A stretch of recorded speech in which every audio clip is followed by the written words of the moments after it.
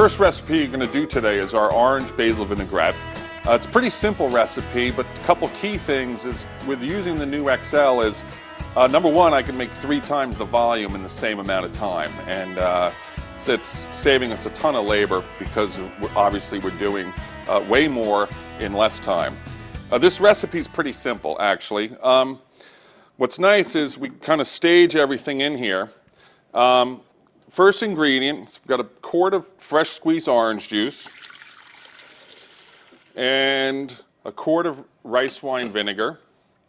I like the rice wine vinegar because it's not too acid, it's got a little bit of a nutty flavor to it, and it's not too acidic where it's going to overpower the orange juice. So we've got the rice wine vinegar and the OJ. Then I'm taking Dijon mustard, which I use for a couple reasons. One is it imparts super flavor. Also, this is what gives us an emulsion. It kind of will get really creamy and hold the oil in an emulsion, and you'll see once we get this thing really ramped up, it's pretty impressive. So, rice wine vinegar, orange juice, and the Dijon.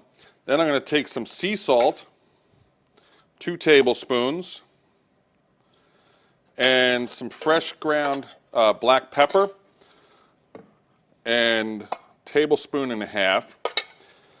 So now, I've got all that in there, and what's kind of nice is the variable speed is really helpful because as you turn it on, it's just bringing this agitated enough so we're just getting it blended. So I'm going to bring it up just a tiny bit on the variable speed, about 25%.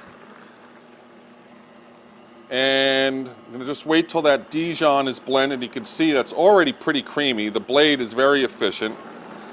So then while that's going, I'm going to add fresh orange zest. Now this is really key because the oil from the orange zest is really potent and it will carry through this vinaigrette very well. Plus you get these nice little bites of fresh orange. That's when you bite through something. So that's 4 tablespoons of the fresh orange. Then fresh basil. Now normally I'd have to chop this or do something, but the blade is so efficient, it's going to reduce this basil perfect size so it'd be nicely blended in, kind of a mince. Now you can see it's already doing that. I'm going to bring up the speed just a little bit more. The rest of the basil in. You can see how fast this comes together. And then I'm taking a blended olive oil. It's actually olive oil and canola.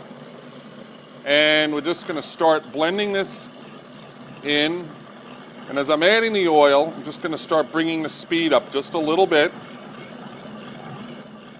Now what's also key is the capacity of this. It's 1.5 gallons, and because of the way it's designed, it actually allows me to add a full 1.5 gallons, and it's really, that's the yield. So when I do my recipes now, I'm yielding it to exactly where I want to be, not where I think I should be or where I could be. It's so handy with the variable speed because you can really control how fast you want this to come together. So as you're seeing the oil, I've got about 3/4 gallon. Oh, it smells great already. It's pretty amazing. It starts releasing all the volatile oils from the basil. All right, so I'm getting, see how creamy that is already. I don't even have the blender at full speed. So what I'm going to do now is add that oil. You can see it just about to the top there. Now I'm going to get the lid back in, tighten that down. Now I'm ready to finish this vinaigrette. So bring it up. Now we're really going to use the horsepower. It's actually 4.2 horsepower with super shear. A real key to a vinaigrette is being able to get high enough shear so you're really getting that emulsion with the fat and the vinegar and the other liquids. So here we go, final step.